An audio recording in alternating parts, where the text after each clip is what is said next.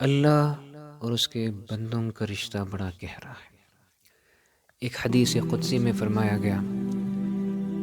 یقول اللہ عز وجل انا عند ظن عبدی بی وانا معه حين يذكرني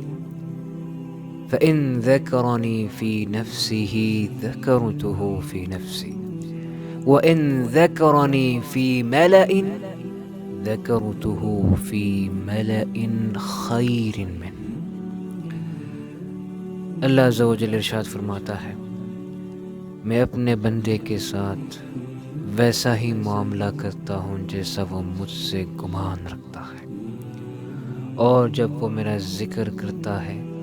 تو میں اس کے ساتھ ہوتا ہوں، بس اگر وہ